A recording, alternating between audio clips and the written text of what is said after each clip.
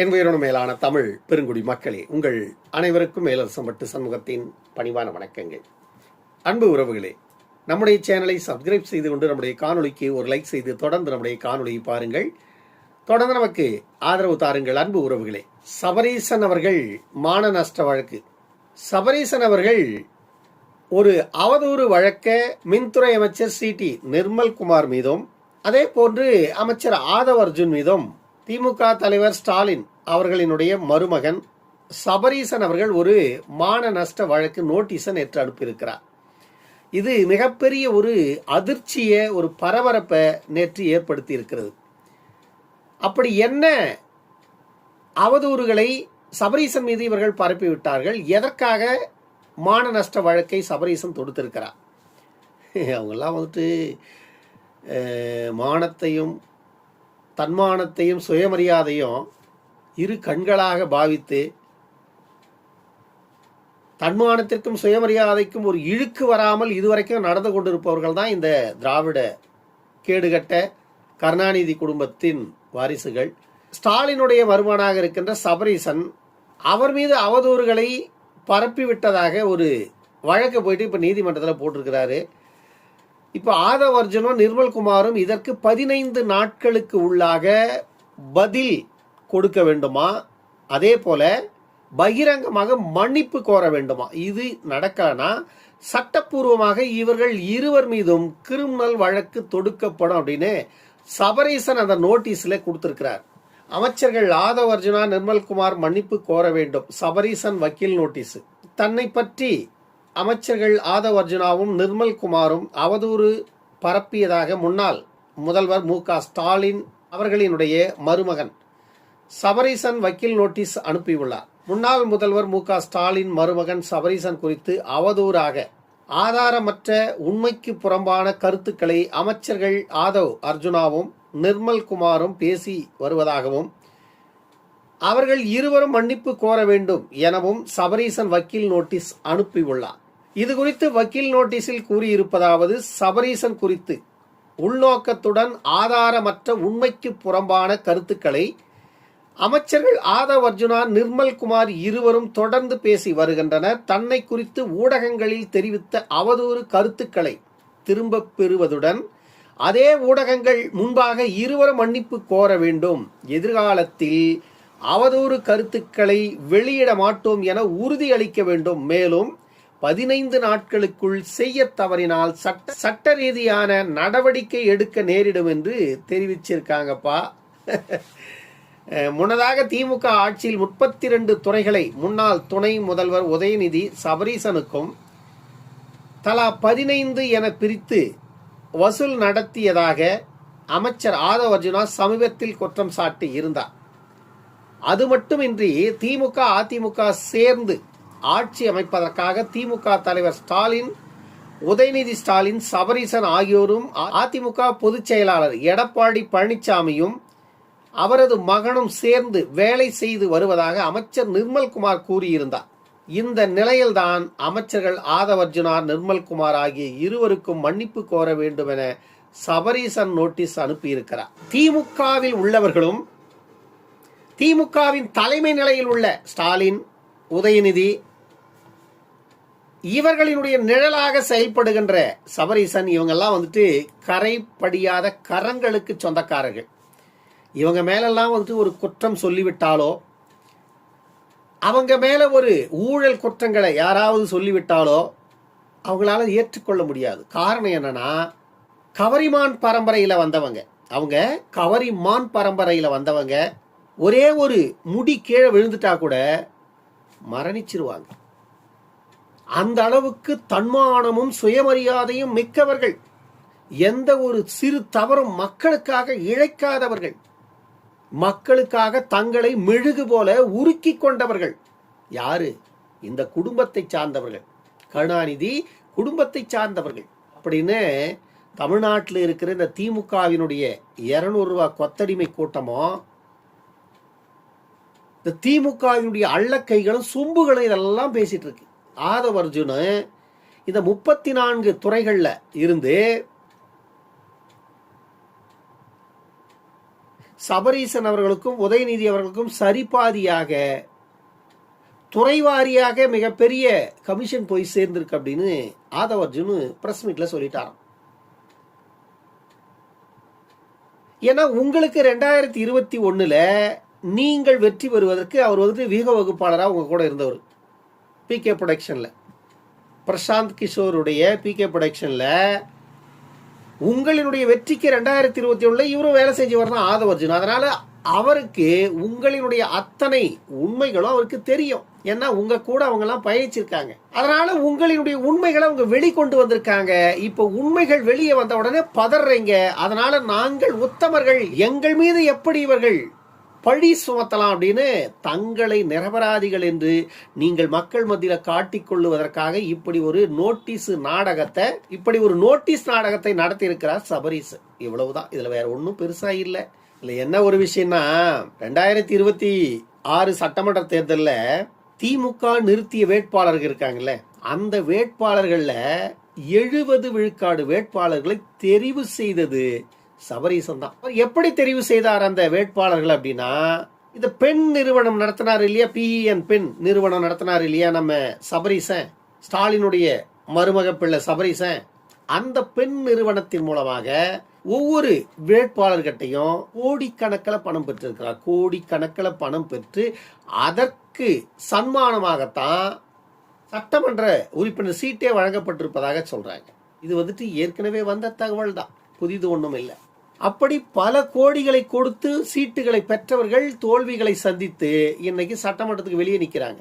வெறும் 5 விழுக்காடு உறுப்பினர்கள் மட்டும்தான் சபரீசன் நிறுத்திய உறுப்பினர்கள் வென்று இருக்கிறாங்க. மீதம் 95 உறுப்பினர்கள் தோற்று இன்னைக்கு வெளியே இருக்கிறாங்க. அவர்களிடமெல்லாம் பல கோடி ரூபாய் பெற்றுக்கொண்டுதான் அவர்களுக்கு வாய்ப்பு வழங்கி இருக்கிறார் சபரீசன் போட்டியிட. இவங்கெல்லாம் சும்மா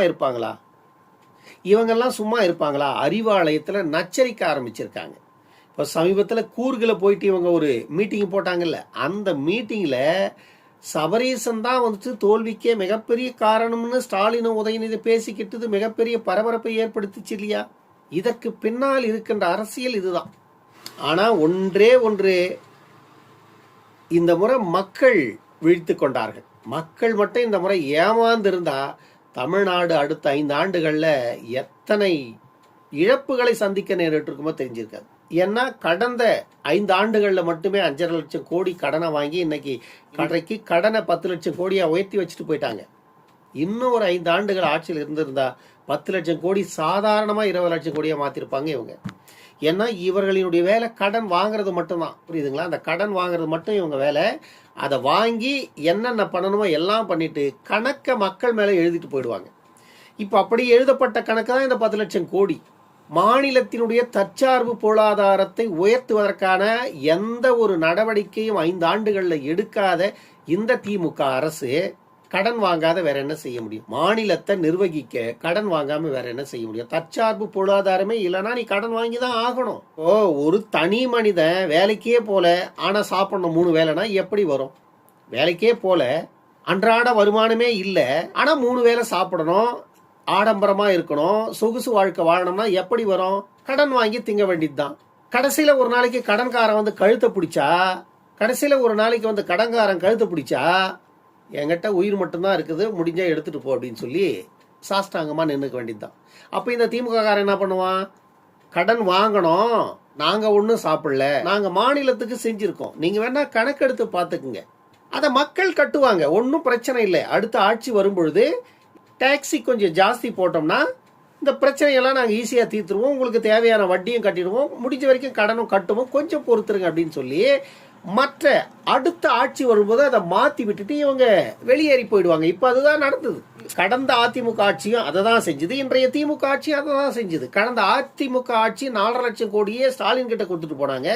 இந்த ஸ்டாலின் 10 லட்சம் கோடியா மாற்றி அதை இப்போ விஜய் கிட்ட கொடுத்துட்டு போயிட்டார். இப்போ விஜய் ஒரு வெள்ளை அறிக்கை வெளியிட்டு தமிழ்நாட்டில் ஒட்டுமொத்த கடனும் பொதுத்துறை கடன் எல்லாம் சேர்ந்து 13,18,000 கோடி கடன். ஒவ்வொரு பிறக்கின்ற குழந்தையும் 1.25 லட்சம் கடன்ல பிறக்குது. இதுதான் தமிழ்நாட்டினுடைய இந்த நிலை அப்படின்னு வெள்ளை அறிக்கையில வெளியிட்டுட்டாங்க. ஏன்டா நானு கடனே வாங்கல, எனக்கு எப்படிடா 1.25 லட்சம் ரூபாய் கடன்னா? நீ இந்த நாட்டோட குடிமகன் தானே, நீ தமிழன் தானே, இந்த மாநிலத்தில் ரேஷன் கார்டு வச்சிருக்கியா, ஆதார் அட்டை இருக்கா, பேன் கார்டு இருக்கா, அப்போ நீ இந்த தமிழ்காரன் தானே, தமிழ் மாநிலத்துக்கு சொந்தக்காரன் தானே, அப்போ உன் தலைமையில் 1.25 லட்சம் ரூபாய் கடன் இருக்கு. டே, இந்த கடனை நான் எப்படா வாங்கினேன்? நீ வாங்கலைங்க, உன் பேரை சொல்லி ஆட்சி செஞ்சவங்க வாங்கியிருக்காங்க. என்ன கேட்காமையே எப்படா வாங்கினாங்க? உன்னையெல்லாம் கேட்க மாட்டாங்க. நீங்க ஓட்டு போட்டீங்கல்ல, அந்த ஓட்டு தான் அவர்கள் கடன் வாங்குவதற்கான நீங்கள் கொடுக்கின்ற ஆதாரம், சர்டிபிகேட். நீங்க ஓட்டு போட்டீங்களா, அவங்க வெற்றி பெற்றாங்களா, அந்த வெற்றியை வைத்துக்கொண்டு அவங்க உங்க மேல எல்லாமே செய்யலாம். அதற்கான அங்கீகாரத்தை நீங்கள் கொடுத்ததாக தான் அர்த்தம். அதுதான் நீங்க போடுற ஓட்டு. முடிஞ்சு போச்சா? ஓட்டு போட்டீங்களா, வெற்றி பெற்றார்களா, அதிகாரத்துக்கு வந்தாங்களா, இப்ப ஆட்சி அவங்கள்தா. அவர்கள் எந்த முடிவை வேண்டும் என்றாலும் அவங்க எடுக்க முடியும். அப்படி எடுத்து பெறப்பட்ட கடன்கள் தான் இவ்வளவு. அப்ப இந்த கடன் எல்லாம் வாங்கி என்னையா பண்ணாங்க அப்படின்னா, ரோடு போட்டிருக்கமில்ல, உங்களுக்கு இலவச அரிசி கொடுத்துருக்கமில்ல, மாசம் மாசம் 1000 ரூபாய் இலவசம் மகளிருக்கு கொடுத்தமில்ல, பொங்கல் வந்துச்சு அப்போ 3000 போட்டமில்ல, தேர்தலுக்கு முன்பு ஒரு 5000 போட்டமில்ல. தமிழ்நாட்டோட கடன் 13 லட்சம் கோடின்னு சொல்றீங்கப்பா.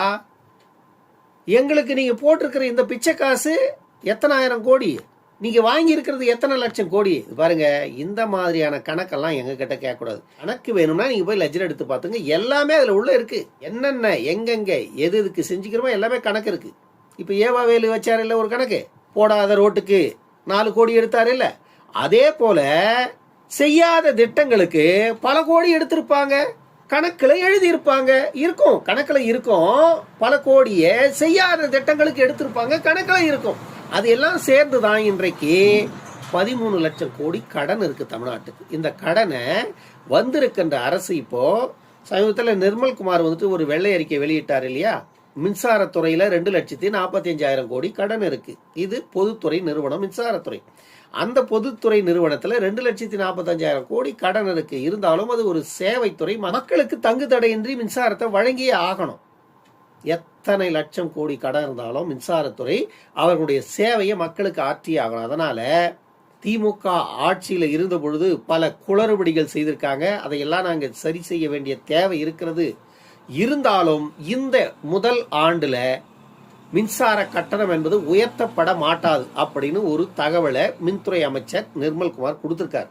ஆனா அடுத்த ஆண்டு என்ன பண்ணுவாங்க, அதை டபுளா ஏத்திருவாங்க. இந்த வருஷம் எப்படி மின்சார கட்டண உயர்வு இல்லை என்று எப்படி கூறினார்களோ, இது அடுத்த ஆண்டு, இந்த ஆண்டு ஏற்றிருந்தா யூனிட்டுக்கு ₹1 ஜாஸ்தி பண்ணலாம், இல்லை ₹2 ஜாஸ்தி பண்ணிருக்கலாம். ஆனா இந்த ஆண்டு பண்ணலைன்னா அடுத்த ஆண்டு அப்படியே ₹4 ஜாஸ்தி பண்ணிடுவாங்க, முடிஞ்சிடும். யூனிட்டுக்கு ஒரு ₹4 ஜாஸ்தி பண்ணாங்கன்னா பல ஆயிரக்கணக்கான கோடி ஒவ்வொரு மாதமும் போய் குவிஞ்சதுன்னா அது பல ஆயிரம் கோடி வந்துடும். ஆனா மின்சார கடன் தீர்ந்துருமானா வாய்ப்பே கிடையாது. இதெல்லாம் கொஞ்சம் வரியை உயர்த்துவதற்கு இன்னைக்கு பற்றாக்குறை 70,000 ஊழியர்கள் மின்சாரத்துறையில இல்லவே இல்லை. இப்ப அதையெல்லாம் நிரப்புவதற்கு இந்த மாதிரி வேலையை செய்யலாம், வாய்ப்பு இருக்கு. திமுகவை போன்ற ஒரு மிகப்பெரிய ஊழல் இயக்கத்தை அதிகாரத்திலிருந்து அகற்றியதே இந்த அரசு செய்த மிகப்பெரிய சாதனையாக தான் மக்கள் பார்க்கிறாங்க. விஜய் இப்பொழுது என்ன செய்ய போகிறார் மக்களுக்கு, அடுத்து என்ன செய்ய போறார் என்பதை விட முதல்ல திமுக ஆட்சியை அதிகாரத்திலிருந்து அகற்றியதே அவர் செய்த மிகப்பெரிய சாதனையாக மக்கள் கருதுகிறார்கள். உண்மை இதுதான். விஜய் எங்களுக்கு அவர் சொன்ன கோரிக்கைகளை எல்லாம் உடனடியாக நிறைவேற்றலனாலும் பரவாயில்ல, ஆனா திமுக ஆட்சியை வெளியேற்றினார் இல்லையா, அதுவே மிகப்பெரிய சாதனை அப்படின்னு மக்கள் இன்றைக்கும் விஜய் பக்கம் நிக்கிறதுக்கு தயாரா இருக்காங்க. திமுக எத்தனை அவதூறுகளை பரப்பினாலும் அது விஜய்க்கு எந்த எஃபெக்டையும் ஏற்படுத்துற மாதிரி தெரியல. அன்பு உறவுகளே, நம்முடைய இந்த காணொலி பற்றின உங்களுடைய கருத்துக்களை கருத்துரை பகுதியில் தவறாமல் பதிவு செய்யுங்க. நம்முடைய சேனலை சப்ஸ்கிரைப் செய்து கொண்டு நம்முடைய காணொலிக்கு ஒரு லைக் செய்து தொடர்ந்து நம்முடைய காணொலியை பாருங்கள், தொடர்ந்து நமக்கு ஆதரவு தாருங்கள். அன்பு உறவுகளே, இன்னொரு காணொலியில் சந்திக்கும் வரை உடனிருந்து விடைபெற்றுக் கொள்வது மேலரசம்பட்டு சண்முகம். நன்றி, வணக்கம் அன்பு உறவுகளே.